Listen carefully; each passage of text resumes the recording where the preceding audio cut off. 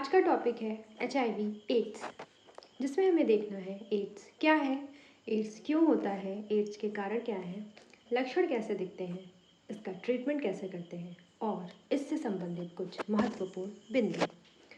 सबसे पहले एड्स को बोलते हैं स्लिम डिजीज़। स्लिम का मतलब होता है पतला, जैसा कि आप चित्र में देख सकते हैं। ये एड्स से संक्रमित व्यक्ति का चित्र है। एड्स जो है हर साल 1 दिसंबर को मनाया जाता है और इसकी शुरुआत हुई थी 1988 में और 1988 से लगातार ये 1 दिसंबर को सेलिब्रेट किया जाता है। इसको सेलिब्रेट करने का मतलब ये होता है कि जो भी हमारे समाज में एड्स से पीड़ित व्यक्ति हैं उनको अलग थलग ना रखा जाए, लोगों में जागरूकता फैलाया जाए कि एड्स किसके कारण होता है और किसके कारण नहीं होता है। अब हम देखते हैं एड्स का फुल फॉर्म। एड्स को बोलते हैं एक्वायर्ड इम्यूनो डेफिशिएंसी सिंड्रोम। यहाँ पे एक वर्ड आता है सिंड्रोम, ये थोड़ा इसको समझते हैं। एक्वायर्ड का मतलब होता है उपार्जित, उपार्जित का मतलब होता है आफ्टर बर्थ।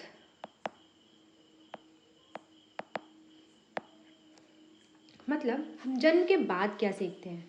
इम्यूनो वर्ड आया है इम्यूनिटी से। इम्यूनिटी का मतलब होता है रोग प्रतिरोधक क्षमता, जो कि रोज़मर्रा की ज़िंदगी में हमें डिफरेंट तरह के इन्फेक्शन या संक्रमण या बीमारी से हमें सेव करता है। एड्स HIV वायरस से होता है। HIV का फुल फॉर्म होता है human immunodeficiency virus. AIDS के वायरस को बोलते हैं रेट्रोवायरस या फिर हिंदी में बोलते हैं पश्च विषाणु। इसकी फैमिली हिंदी में बोलते हैं कुल होती है लेंटिवायरस। सबसे पहले एड्स को 1981 में 1981 में USA में देखा गया था और ऐसे व्यक्ति में देखा गया था जो होमोसेक्सुअल होते हैं। सॉरी, होमोसेक्सुअल का मतलब होता है समलैंगिक। सम का मतलब होता है समान, लैंगिक का मतलब होता है लिंग। जैसे कि इस डायग्राम में दिखाया गया है कि दो मेल आपस में आकर्षित हुए हैं, तो समलैंगिक होमोसेक्सुअल का मतलब होता है same sex interaction. Male male की तरफ अट्रैक्ट होता है जबकि फीमेल फीमेल की तरफ अट्रैक्ट होती है। दोनों ही कंडीशन में होमोसेक्सुअल बोलते हैं। सबसे पहली बार एड्स को जब 1981 में ढूंढा गया था, उसके बाद लगभग 25 वर्षों में कुल 2,50,00,000 लोगों की मौत हो चुकी थी एड्स से, जिसकी वजह से एड्स बहुत लाइमलाइट में आया कि आखिर ये है क्या, क्या दिक्कत है, ऐसा कौन सा खतरनाक हो गया है बीमारी जिसकी अभी दवा नहीं बन पा रही है या फिर इतने लोगों की मौत क्यों हो रही है। एड्स का वायरस कुछ इस तरीके से दिखता है। लेकिन हम हमेशा नहीं बोल सकते कि एड्स का वायरस ऐसे ही दिखता है, क्योंकि इनमें पाया जाता है एंटी जेनेटिक ड्रिफ्ट, जिसका मतलब होता है म्यूटेशन। ये बार बार म्यूटेशन होता रहता है इनमें। म्यूटेशन का मतलब होता है हिंदी में उत्परिवर्तन। ये बार बार म्यूटेट होते रहते हैं और अपनी आकृति, आकार और रंग को चेंज करते रहते हैं, जिसकी वजह से जो भी मेडिसिन होती है, दवाएं होती हैं इसकी, वो इनमें यूज़ नहीं हो पाती, क्योंकि ये बार बार इनमें क्या होता है म्यूटेशन। एड्स के नाम में आया सिंड्रोम, जैसा कि अभी हमने ऊपर बात किया सिंड्रोम। तो यहाँ पे सिंड्रोम क्या है देखते हैं। सिंड्रोम और डिजीज़ दोनों अलग अलग चीज़ है। डिजीज़ का मतलब होता है केवल एक बीमारी, जैसे कि ये मान लीजिए ये कोई कैंसर से पीड़ित व्यक्ति है, जबकि सिंड्रोम का मतलब होता है ग्रुप ऑफ डिजीज़, बीमारियों का समूह। तो एड्स से पीड़ित व्यक्ति को सिर्फ एक बीमारी नहीं होगी, वरन उसको कैंसर हो सकता है, लेप्रोसी हो सकता है, कुष्ठ रोग, उसको टीबी हो सकता है, उसको एक साथ कई सारी बीमारियां घेर के रखे रहेंगी। इसलिए एड्स को और भी खतरनाक बीमारी बोला जाता है। जैसे कि यहाँ पे लिखा गया है, एड्स के विषाणु में एंटी जेनेटिक ड्रिफ्ट पाया जाता है। फिर से वही मतलब हुआ, एंटी जेनेटिक ड्रिफ्ट का मतलब होता है म्यूटेशन होना। म्यूटेशन का मतलब होता है उत्परिवर्तन। बार बार म्यूटेशन होना, एक बार नहीं, बार बार ये अपनी आकृति को चेंज करते रहते हैं। जैसे कि यहाँ पे कुछ डायग्राम से इसको रिप्रेजेंट किया गया है। जब हम जैसे हमें देखने को मिला कि ये एड्स का विषाणु शरीर में संक्रमण फैला रहा है, तो जैसे हम इसकी दवाई तैयार करेंगे या फिर इसको देंगे, ये तुरंत अपने कॉलोनी को बढ़ा लेता है और चेंज कर देता है। और जैसे ही हम फिर इस पे कार्य करना चालू करेंगे, ये इस तरीके से चेंज हो जाता है।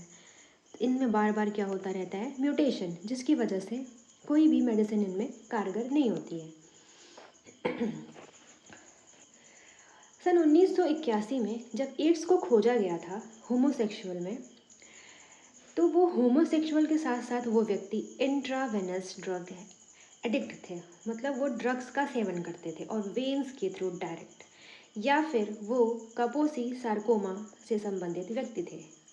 सार्कोमा, इसके पहले वाले लेक्चर में हमने कैंसर पढ़ाया है, तो ये एक तरह का कैंसर होता है। कापोसी सार्कोमा का इन्फेक्शन कुछ इस तरीके से दिखता है।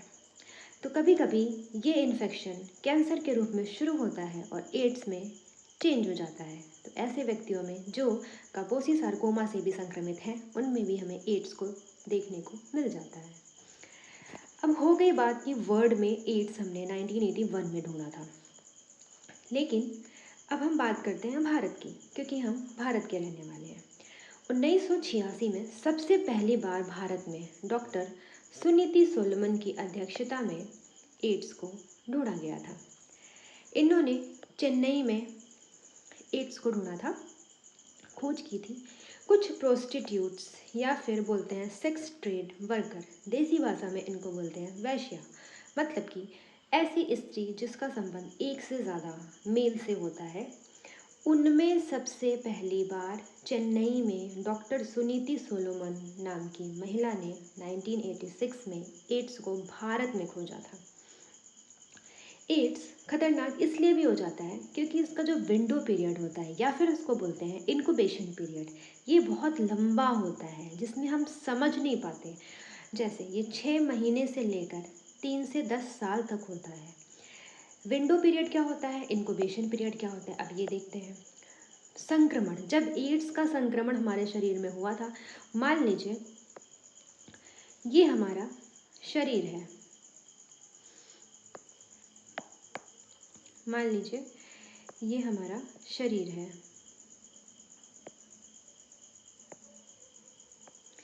एड्स का संक्रमण शुरू हुआ, लेकिन हमें कोई भी लक्षण दिखाई नहीं देंगे, क्योंकि जब भी एड्स का संक्रमण शुरू होता है और बॉडी को ये धीरे धीरे जो है छापना शुरू करता है, तो हमें बिल्कुल नॉर्मल सिम्टम्स, नॉर्मल लक्षण दिखाई देते हैं, जैसे उल्टी का होना, दस्त का होना और बुखार।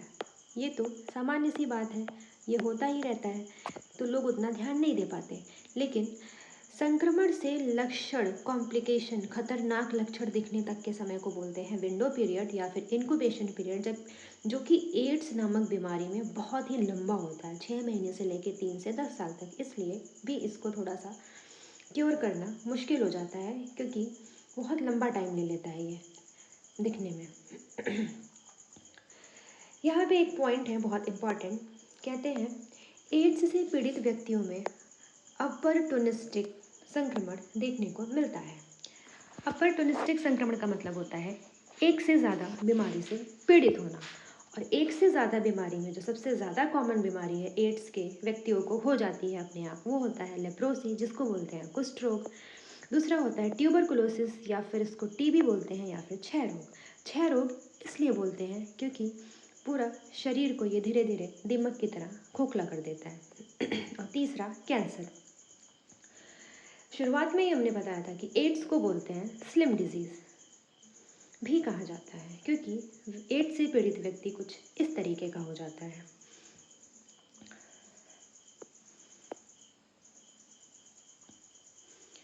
इसको बोला जाता है स्लिम डिजीज़।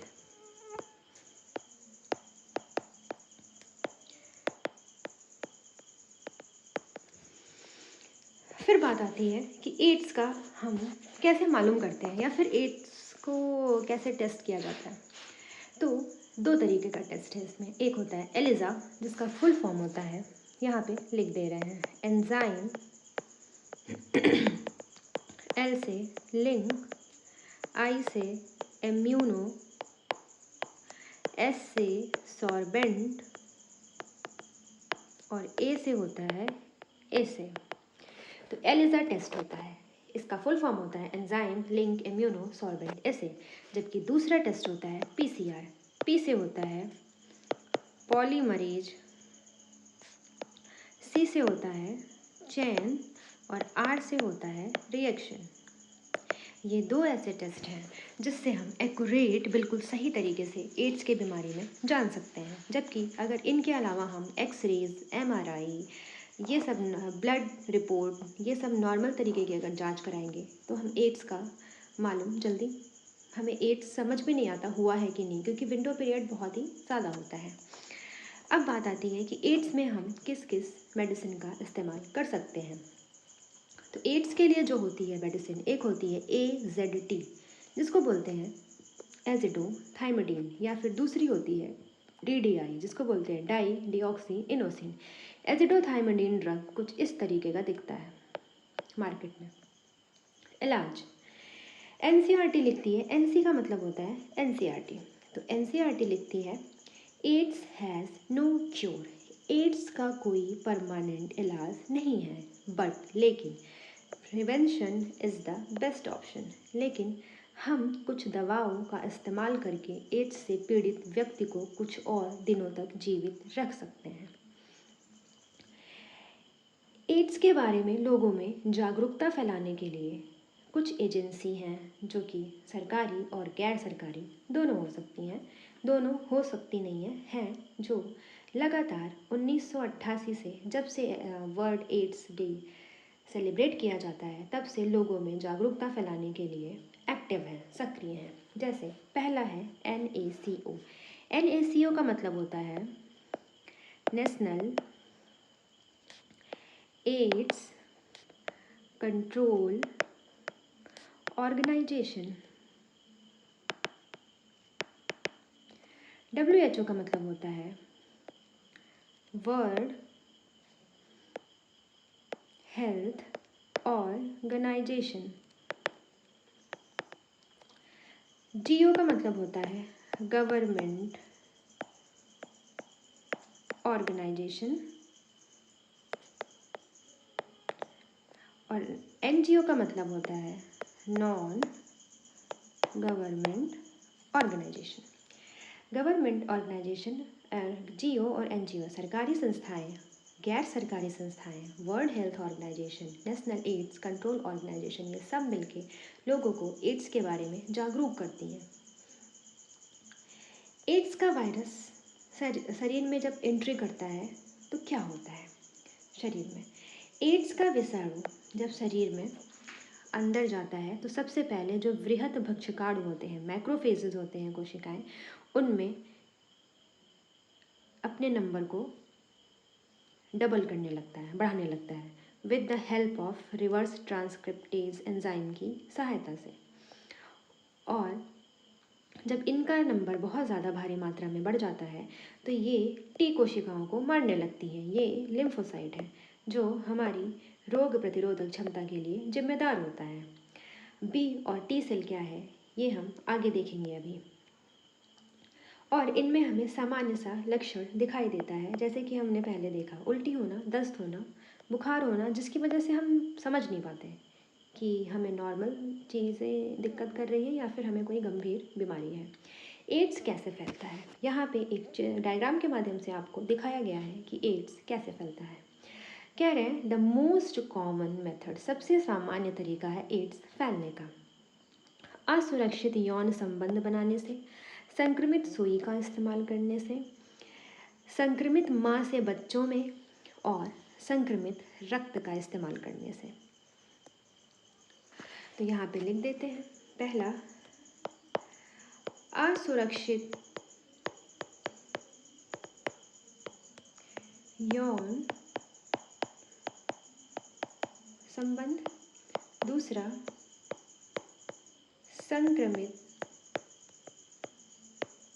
सुई। तीसरा, संक्रमित रक्त। चौथा, संक्रमित माँ से बच्चे में। यहाँ पे ध्यान देने वाली बात यह है कि हर जगह संक्रमित है।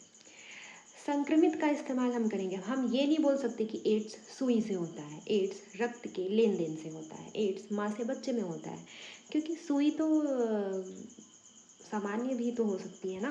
तो हमें हमेशा इस्तेमाल करना पड़ेगा कि संक्रमित सुई, इन्फेक्टेड निडल से, संक्रमित रक्त और संक्रमित माँ से बच्चे में।